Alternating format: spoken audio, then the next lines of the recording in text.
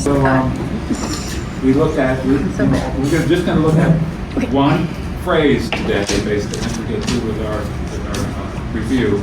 So we're going to finish up the chapter. Look at it to chapter 2. Okay, so last week we looked at verses 43 to 51. We just about finished it, but we have one last thing to talk about today. We looked at what seemed to be a discrepancy in the gospel accounts. Remember, hey Jason, welcome. The idea of when Jesus called certain disciples in John's gospel, they were in Judea. Remember, we had Andrew and we had Simon Peter. They were all down in Judea. But then in Luke's gospel, I think it is, where he references them, where does he seem to call them? The Sea of Galilee, okay? And we made that accordance that it was really, he probably stepped away and so that he could do some other business and come back to them and call them into the final discipleship group. So Matthew chapter 4, that's what it was, the Sea of Galilee. So we also looked at the idea, we studied Philip's witness to Nathanael, that's how you pronounce it. You want to say Nathanael, it just rolls off your tongue that way. But anyway, we looked at it, and what did what did Philip call Jesus? He called him the son of Joseph, okay? And we looked at that as, technically, that's really incorrect, remember, because he's really not a true biological son of Joseph, but by nature, you do that because family-wise, he belonged to the family of Joseph, of course. So, but John just records it, even though it's technically incorrect, but we understand the nature of what it is. We looked at Nathanael. He was one of the 12. We believe he is, even though his name never appears in any list of the 12. But we believe, in the vernacular of our day today, he identifies as Bartholomew. Okay, so you may identify as somebody you want.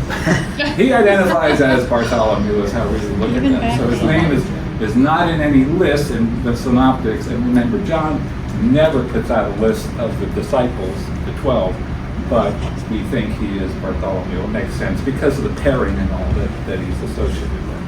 All right, we looked at that, and then we saw that Jesus saw Nathanael as one who has the faith and the beliefs of a true Israelite. He recognized that, and if we look at the disciples themselves, and none of them were educated, right? They were scribes and Pharisees, teachers of the law, but certainly in the background day of that period, you were enmeshed into just a basic education of the Jewish faith. So you had knowledge of the scriptures of the Old Testament, and you probably memorized a lot of them, even though you weren't an expert in what they meant or at all. But their minds were open to seeing Jesus as some sort of Old Testament fulfillment. And it was certainly on the mind in the period of that day that there was at some point a Messiah figure was going to arrive.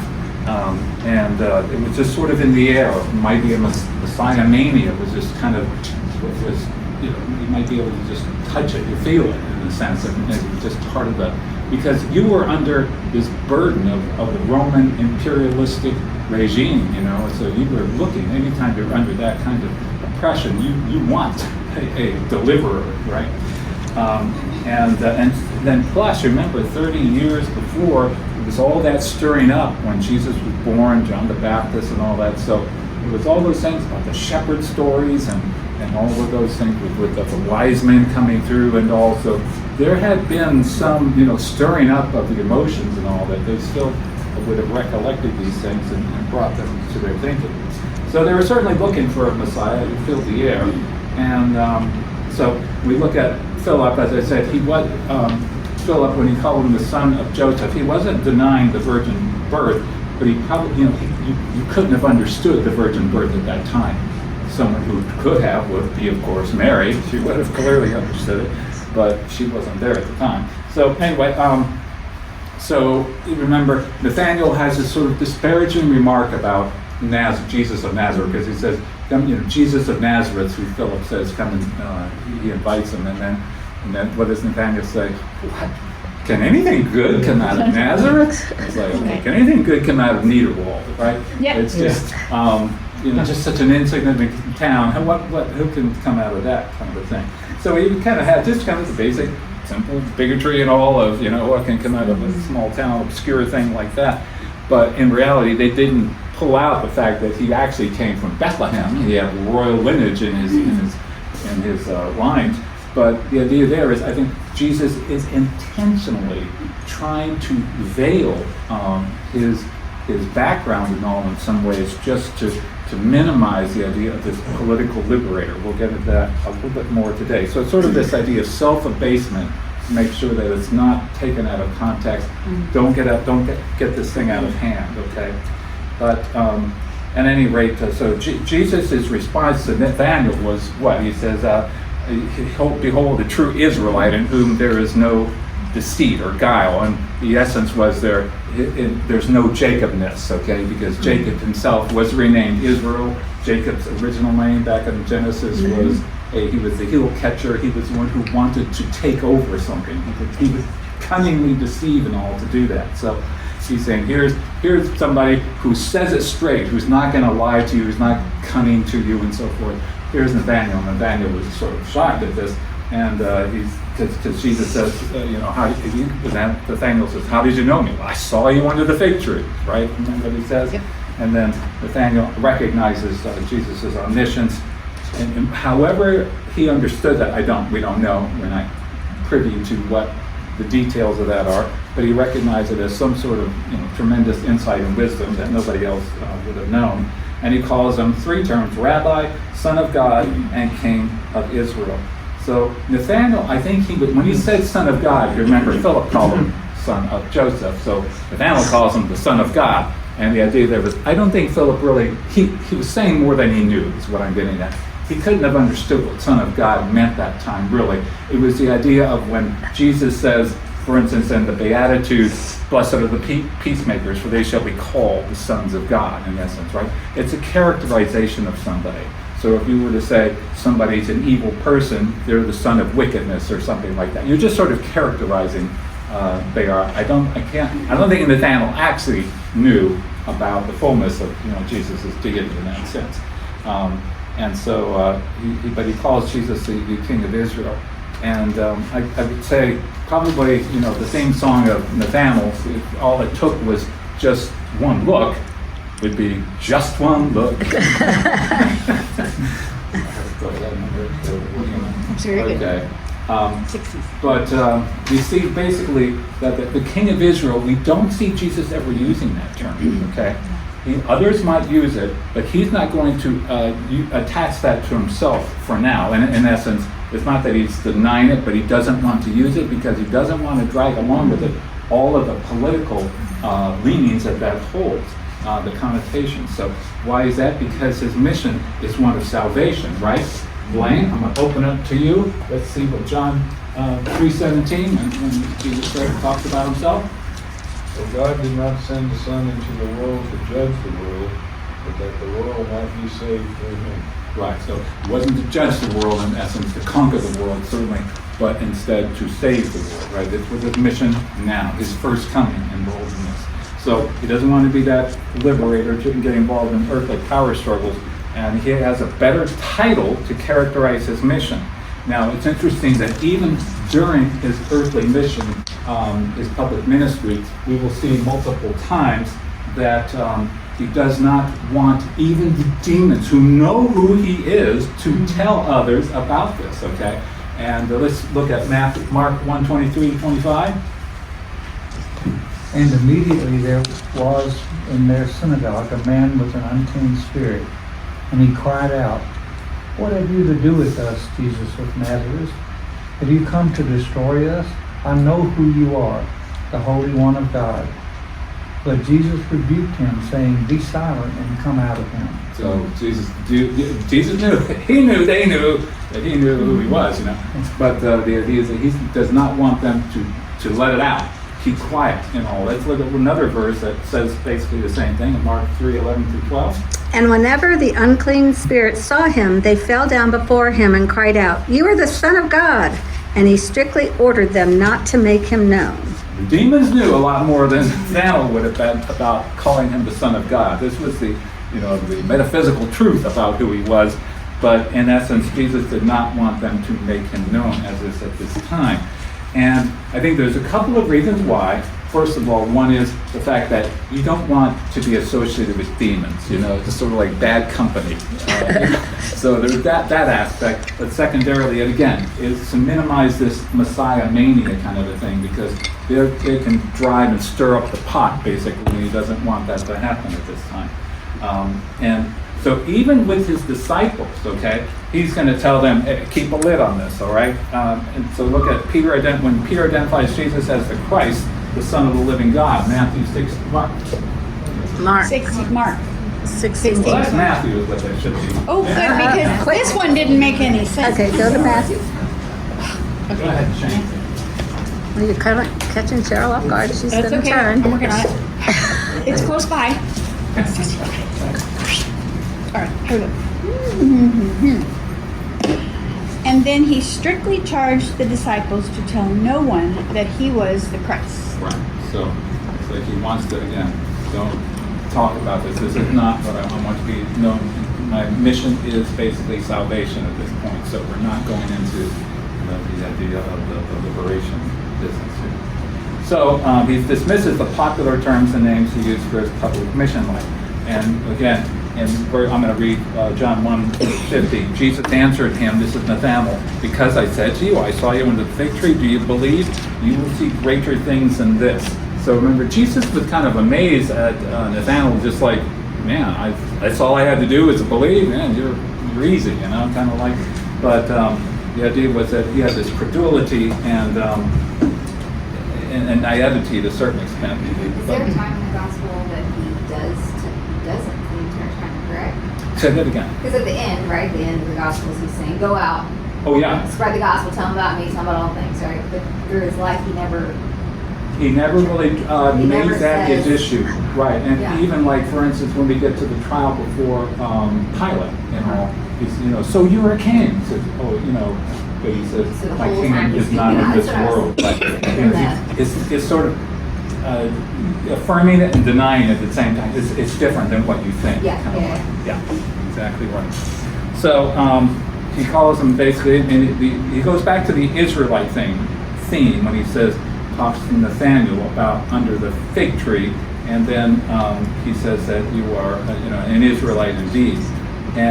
But he says that in verse 51 in John chapter 1, and he said, truly, truly, I say to you, you will see heaven opened and the angels of God ascending and descending on the Son of Man. And we kind of have looked at this verse somewhat last week. We looked at this the first time truly, truly is used in John's gospel. He is the only one who will use this term. The others just use, the synoptics use truly I say to you or something like that. They don't use the formula truly, truly. And the idea there is you can bet on this, okay? You can bank on it. It's true. There's no question about it. It's certain is what it's getting at. So John uses it 25 times. And what he's going to do is he's going to merge kind of a couple of things here. And one is the idea of this Genesis 28. We looked at it last week. Remember, Jacob was fleeing from Esau. He went up to Paddan Aram.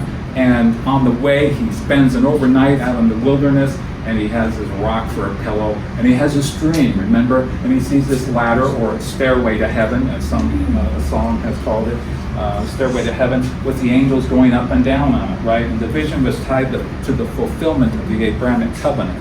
So he has the dream, and it's a means of visually communicating to Jacob the fact that God is going to accomplish his purposes. You have the angels bringing up, angels or messengers and so forth. So they bring to God, sort of a picture way of saying, you're going to bring to God all the information he needs, and he's going to send them back down with his messengers, and he's going to accomplish what he's going to do, and it's going to fulfill the Abrahamic covenant. That's about as simple as I can make it. There's probably more things involved, but that's about as easy as it is.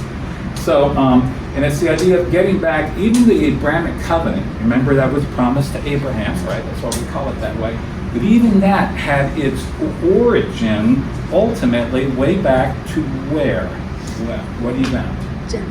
Genesis chapter 3. Remember? Genesis 3:15, he says the seed of the woman is going to crush the head of the serpent. but you will bruise his heel. And that, all the way back to there is what it really originates from, and that's but it's the certainty of Christ's rescue of the human race. That's what it's pointing to. Now, what he says that Jacob did not see the heaven open, but he's promised, it tells the disciples, you will see heaven open. And what does that mean? That means you are going to experience, you are going to see and understand through what you see in the miracles, what you see in my teaching, you are going to hear things that are basically from heaven itself.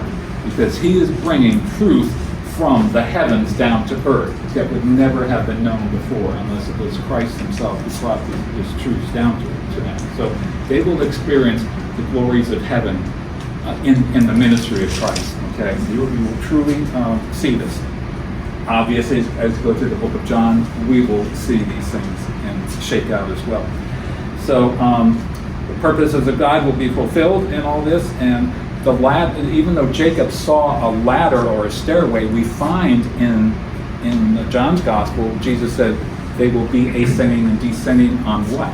On the Son of Man. So ultimately we find it all rests, it all depends on Jesus, who is the Son of Man. And that is going to be our topic for today, Son of Man.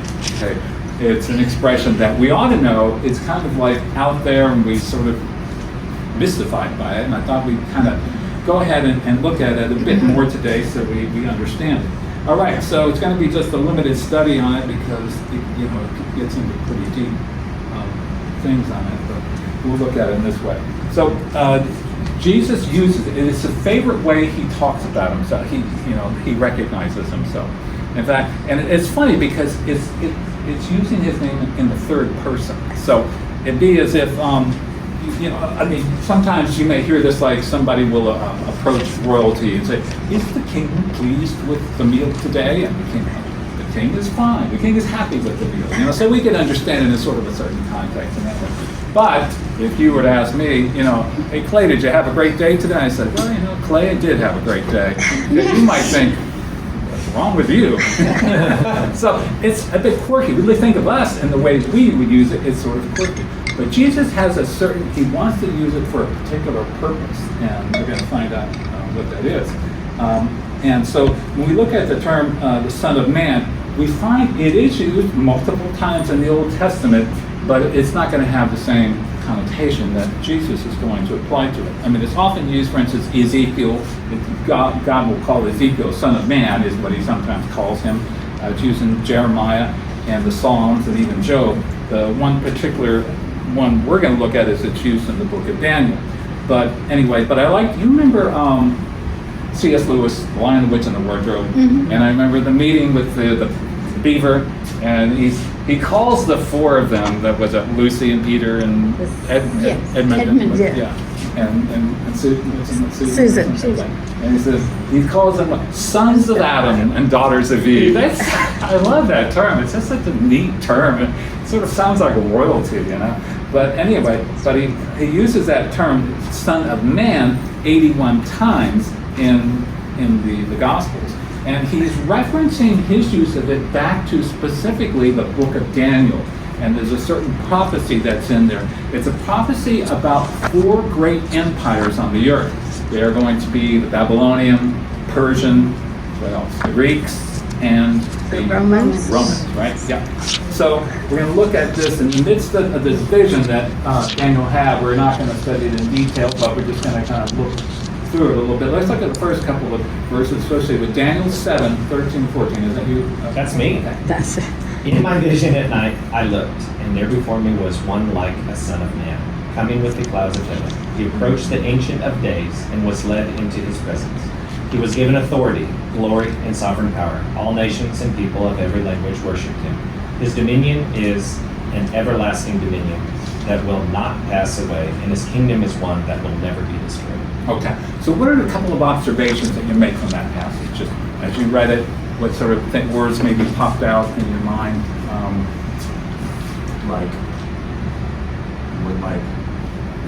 The word The like. Okay. What like what?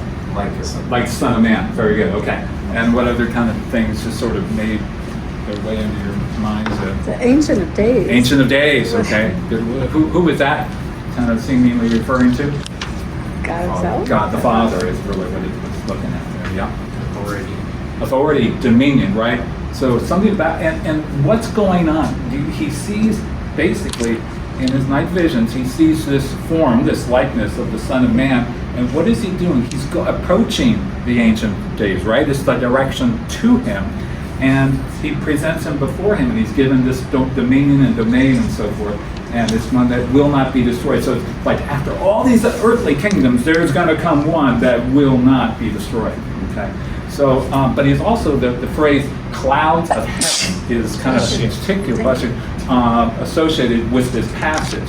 And we're going to look at that a little bit because it says someone who is like the Son of Man. And the idea there is it's sort of, you're having this dream. And I think the way that we might think of Daniel having it is like you're seeing something of an imagery. Somebody is human-like. Something is approaching this God the Father, you might say. Because it says a Son of Man, it doesn't say the Son, so it's like, that's what he's saying, he looks like a person. Yeah, exactly. There's a personness to it. There's something human-like about it, right? So, and then he's given, of course, the dominion. But he says that the cloud, now the business of the clouds of heaven, and the idea there, we will see, I'm going to go through a few verses here, show that riding on the clouds of heaven is another way of mentioning deity. It involves it to be doing this, your deity, okay? So let's look at a couple of verses there. We had Psalm 78:14. Lindsay? He guided them with the clouds by day and with light from the fire all night. All right. Okay. What is this referring to? Do you know? The Exodus. The Exodus, right. So the cloud, remember the pillars of the cloud and the fire, fire by night and the cloud by day. So there's certainly cloudiness. No, it's not clouds that wave in the sky, but more centrally focused amongst the Israelite camp. Remember that. But it is associated with cloudness with deity in a sense. Okay, but then in Isaiah 19:1, it's associated also with judgment. Isaiah 19:1. Go ahead. Do you have it? Prophecy against Egypt.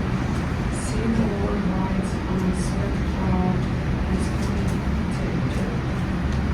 The idols of Egypt tremble before him, and the gods of the Egyptians melt. Right. So what was he riding on?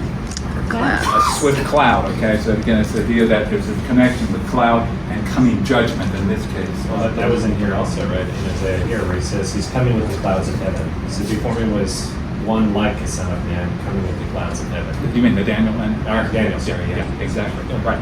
There's an associate. I'm getting it. There's an associate with cloud with deity. Is all I'm really trying to establish here at the moment. Yeah. Psalm 104:3. He lays the beams of his chambers on the waters. He makes the clouds his chariot. He rides on the wings of the wind. And the next verse. Also. Yeah. All right.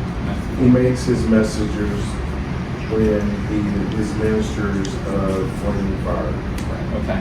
So the idea there is again this finding the clouds, his chariot, and so forth. So it's just the idea of up in the sky. It's the heavenly heavens that we're talking about. Was it Elijah that was taken up in the chariot from Yeah. the clouds? Yeah. It's kind of, Right. think of that. And associated with this also, Jesus echoes this understanding of coming on the clouds of heaven. You will recall in the Olivet Discourse in Matthew 24:30, but let's look at that real quick. Then will appear in heaven the sign of the Son of Man, and then all the tribes of the earth will mourn, and they will see the Son of Man coming on the clouds of heaven with power and great glory. Right. So you see, you see this connection between Son of Man in particular, the scripture there, with the clouds of heaven, right? Okay, we're definitely not going to go into this Olivet Discourse and any interpretation now. Definitely got a big one here, 26 through 62 to 65.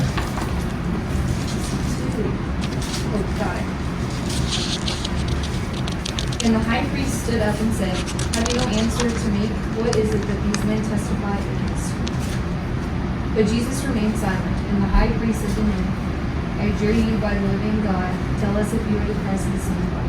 He said to him, "You have said so, but if I tell you from now on You will see the Son of Man seated at the right hand of power and coming on the clouds of heaven. Then the high priest tore his robes and said, He has uttered blasphemy. What further witnesses do we need? You have now heard his blasphemy. So, see, at the trial before the high priest, you see the language again, Son of Man. You see clouds of heaven, right? And also in this mix is Son of God. So there's this kind of mixing of these terms, of these terminologies that stems ultimately. We go back to Daniel and we see this terminology where it originates from, and how Jesus is kind of using this in essence, that Son of Man approaching on the clouds of heaven. The crazy part about that is like, I can see why he gets so angry now. Yeah. Because like he's just like, bro, I got dominion. Like say that. He's just like, I got dominion over you. Yes, Right. yeah. He just says it straight. Exactly right. And I mean, you can see the high priest, he's just infuriated by this whole situation, because here he has this person who has basically been totally tattered, beat up, and this nobody, and he's still saying these things to your face, and but so it's just beyond comprehension that Jesus would say this. He also said he was going to be seated at the right hand of power, which Yes. is that honored position. and- Absolutely. All these things that are said just reinforce exactly what he's been saying. Now, says it kind of funny. It's sort of an interesting sentence. He says, I adjure you by the living God. Are you the Christ, the Son of the living God, the Son of God? And he says, you have said so. Now, it almost seems like, well, that's what you say. I'm not saying that, but that's what you said, okay? But it's really not the way that we should understand it. The idea there, he's actually affirming what he said, and what he's going to add, so Not sort of like, saying it means to say, you are saying the case and I confirm it, is really Yeah. what it's getting at, even though it sounds kind of like somewhat the opposite or confusing. It sounds like he won us. Yeah, exactly right, exactly right. He takes it to a higher level, you might say. So, but again, so the high priest he knew this was directly going back to Daniel's prophecy. There's no question what he was saying there. And he mixed the idea to be the Son of Man is obviously to be the Son of God.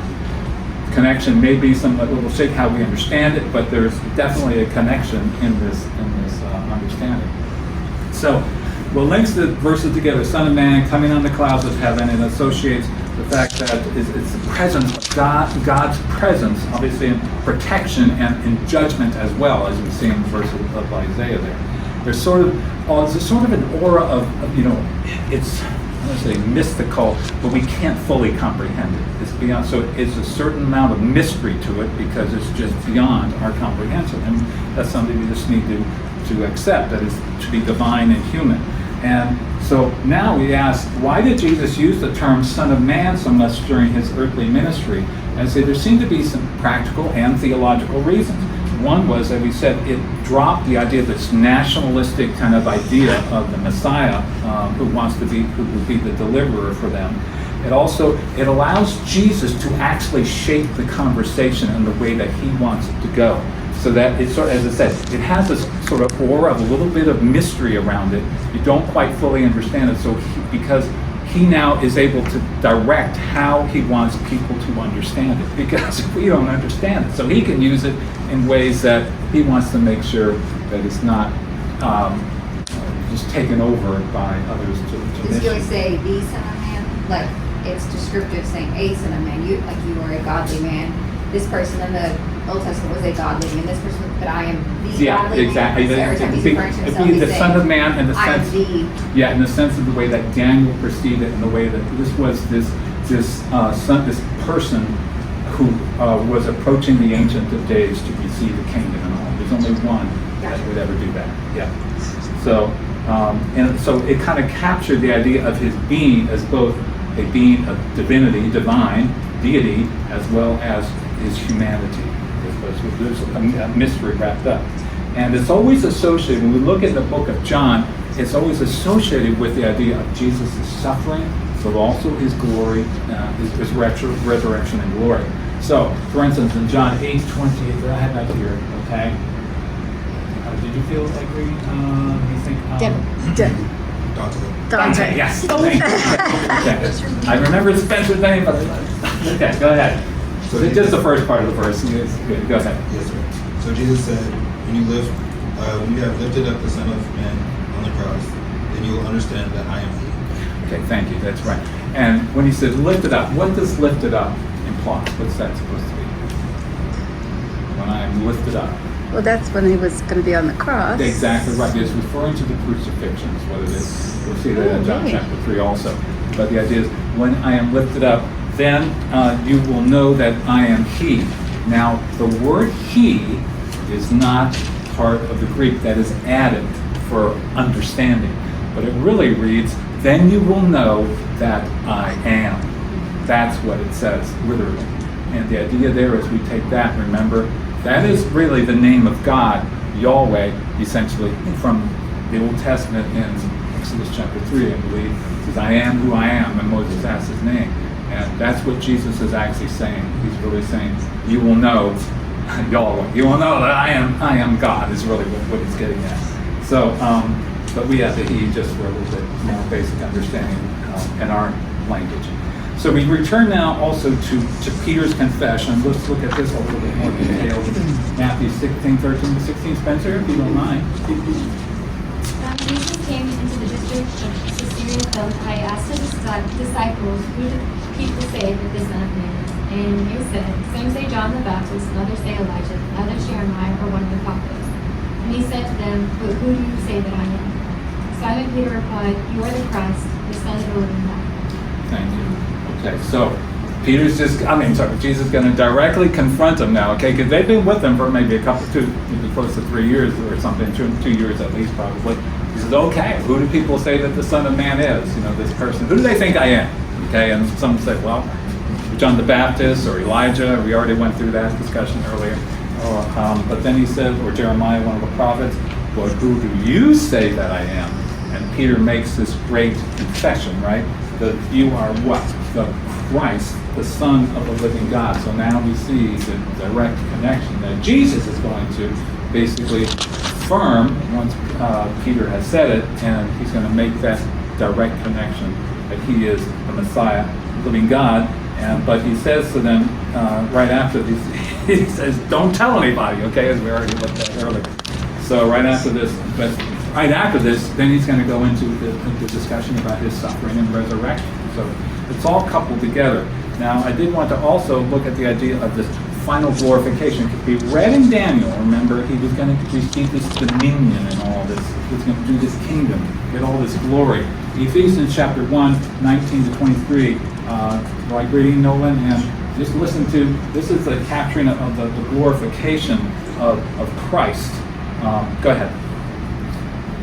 And what is the immeasurable greatness of his power toward us who believe, according to the working of his great might? That he worked in Christ when he raised him from the dead and seated him at his right hand in the heavenly places, far above all rule and authority and power and dominion, and above every name that is named, not only in this age, but also in the one to come. And he put all things under his feet and gave him as head over all these things to the church, which is his body, the fullness of him who fills all in all.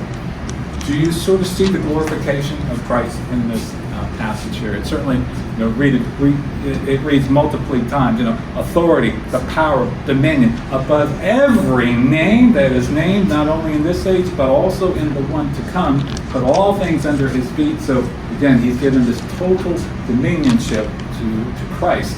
And then he says, and he gave him as head over all things to the church, which is his body. So I wanted to do, I think, was now take what you sort of read. I want to go back to the Daniel prophecy. We're going to look at it, and it's scattered a little bit. We're going to go a little bit further down and look at Daniel 17 to 18. We already read the earlier portion of it. Daniel 7 or 17? 7, 17 to 18. 7, 17 to 18. Are you? These 4 great beasts are 4 kings who shall arise out of the earth. But the saints of the Most High shall receive the kingdom and possess the kingdom forever, forever, and ever. Okay, thank you. Earlier, who was the one who was going to get the kingdom and the dominion and all that? In Daniel's prophecy? It's the Son of Man. Now who gets it? The saints. Well, isn't that interesting? That's an interesting connection there, right? Well, I thought it was the Son of Man. No, it's the saints. So what we're seeing there is that there is now going to be a connection, I'm not saying an equivalence, but there's going to be something associated between this Son of Man and the saints. Okay? So That's what's going on. When we read these things, it may seem kind of interesting and confusing at times. We don't fully understand it, but we know that there's a connection there, is all that we're sort of saying. And as we go on, let's see, and Daniel 7:21 to 22, John, would you mind reading? As I watched, this horn was waging war against the saints, defeating them, until the Ancient of Days came and pronounced judgment in favor of the saints of the Most High. And the time came when they possessed the kingdom. So, again, this sort of reaffirms where you sort of took that last passage that you read, Marianne, and it says the saints, and it's the Ancient of Days is going to rule in favor of the saints, you might say. We're not going to get into the prophecy, but the idea there that they are, again, going to possess the kingdom is what it wanted to focus on here. So what I'm saying is that this business of the Son of Man, when we first read it in Daniel, he is going to bring with him this group of people, the saints, are in him. Okay, kind of like being in Christ, as the way that we would understand it, the way that it is said, you might say, in the New Testament. So he brings with him this group of people we would call the saints, the elect, and he's going to provide salvation to them and bring them to this kingdom, and they will possess this kingdom. And the idea there is also that in order to do that, he has to be their representative. Okay, I'm just going to say that I'm not going to go into much detail on that.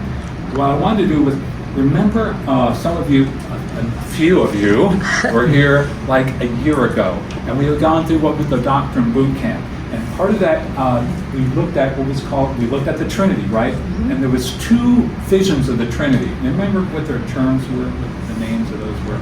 The economic and the... One was the economic Trinity and the ontologic Trinity.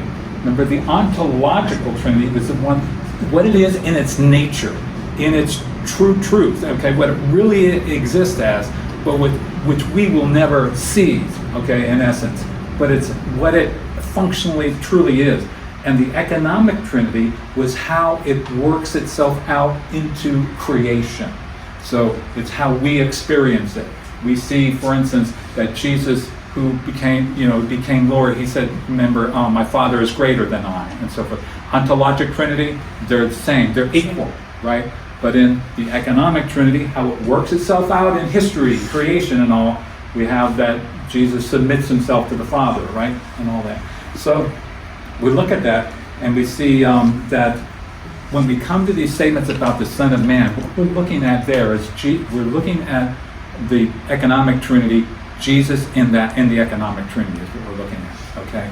It's not the ontological Trinity that we're looking at. It's not the equivalent there. We see the Son of Man who has come and who has willingly submitted himself to bring to generate salvation and all for a group of people, the elect people, so that he might bring them to God, to the Father. And you'll also remember, it's been a while, that part of our study was the Great Tradition. Remember that word, the Great Tradition, which was composed of several creeds in all of the early church. One of them was the Apostles' Creed, remember that? The Nicene Creed, the Nicene Chalcedon, the Neapolitan Creed, the Athanasian Creed, and finally there was one more. I don't know if you remember that one. It had to do with the definition of Chalcedon, okay? And the definition of Chalcedon, well, I'm going to read a couple paragraphs of that, and it says, we're talking about, the Christ and all. This same one is perfect in deity, and the same one is perfect in humanity. The same one is true God and true man, comprising a rational soul and a body. He is of the same essence, remember all that stuff, homoousios, as the Father according to his deity, and the same one as the essence with us according to his humanity, like us in all things except sin. He was begotten before all the ages from the Father according to his deity, but in the last days for us and for our salvation, the same one was born of the Virgin Mary, the bearer of God according to his humanity. He is one and the same Christ, Son, Lord, and only begotten, to be acknowledged in two natures, united without confusion, without change, without division, without separation. That's all I'm going to say. But remember, we talked about all that stuff way back when. But that's, I think, when we look at that, that is the economic Trinity description of what Christ is. He is both human and divine, okay? It's not something that we can fully understand, but we do believe it. And it is he's taking on humanity to become our means of salvation and reconcile us with the Father. So John Frank, he says, the Son of Man, therefore, refers in the first instance to Jesus' humanity as the representative of God's elect who saves them from sin. Jesus, as Son of Man, is human, but not merely human. As Son of Man, he shares divine powers and prerogatives.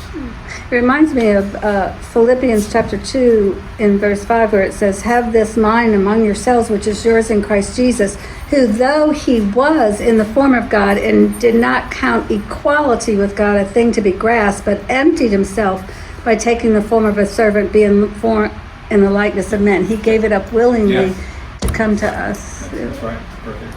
Yeah. So I encapsulated that the Son of Man is the Son of God who humbled and humiliated himself by taking on the form of a man, just like you read, to save an elect group of unworthy people and bring them to God for reconciliation and glory.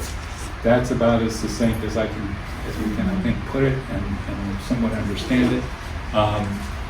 I'm going to stop there, but are there any comments or questions regarding that today? Okay, we have finished John chapter 1. But let's see. Okay, I'm going to wait. We'll get into the wedding at Cana next week, and we'll find that most interesting. I think things will probably progress a bit faster now, but the foundations had to be laid, and I think we did that pretty well overall. Yes, Laura? On the creeds, I'm assuming they were originally written in another language. Yeah. Like with the Bible, we have the different translations that vary slightly, but with the creeds, there's just one standard wording. Who established that? Well, I think, because they were written over a period of time, and language changes a little bit, as you would obviously know, but the idea behind it was they were mostly written, and they were written in Greek for the most part, like you would have Athanasius and all, he would certainly be Greek. And so I think the main thing, they would have been written in Greek. As far as, which would have been pretty much the same language as the scriptures, Koine Greek, at least the New Testament, as we go along. But certainly as we had looked at the idea that there was a Latin side of the church and a Greek side of the church at that time, and so that all factored into how they would have understood the Greeks as well. Yeah, and just the language of some of those terms, remember, like essence, homoousios versus substantia, all kinds of different words there that were important, and language was beginning to be an impediment to understanding because you had one side that was predominantly Latin, one side that was predominantly Greek. But I guess what are you saying is, like, could they be different words in the creeds depending on how someone translated it? Because when you translate something, you might use a different word. Yeah. Well, I mean, like even the original language there, it kind of does match a lot of the New Testament language there. But even so, there were terms that the New Testament didn't even explain or use that they had to put in the creeds because this was a new understanding. So there were new words, you might say, in the creeds that they had to come up with to try and describe what was somewhat unexplainable. So the church just kind of universally agreed on a standard wording that doesn't vary like the Bible translation. More or less, I think, because the Greek language, it wasn't like they had the denomination stuff and then all these various translations and so forth that seemed to kind of follow them. I think the language was still a lot more united, and you could come up with a better unified understanding of what the thing was. It wasn't as split up as it is today. Seems like the conclusion I've come to is you just have to pray about what you read, and God, give me what you want to give me. Because the languages, the interpretation of the languages and the words, it's crazy. Mm-hmm. I mean, it is. Yeah. So you have to. Yeah. I mean, even so, like, for instance, when we said, like, the passage in John 8 where he says, I am, okay? If you would have used the King James Version, they will have the he, it will be italicized, meaning it was put in there, okay? But in the English Standard Version, or most other versions, it just says he. You wouldn't know it unless you looked it up or had the King James at your disposal. So, yeah, there's all kinds of nuances, things, but certainly asking the Lord to give you wisdom and understanding helps. But can you imagine being these first disciples and getting all of this fire hose of information and seeing all the things that you're going to see and trying to sort of figure out who am I dealing with? We take it just so easy for granted because we can look back on it and see things, in hindsight quite easily. But it would have been incredible for these guys. And to think that they could touch him, and they were right there with him. They could eat with him, and all that. And it's like, oh, and he's God. Yeah, exactly right. How do you explain it? This guy says he's God, and he built her chair last week. It's mind-blowing, right? Mm-hmm. So, yeah. All right, Lord our God, we thank you so much.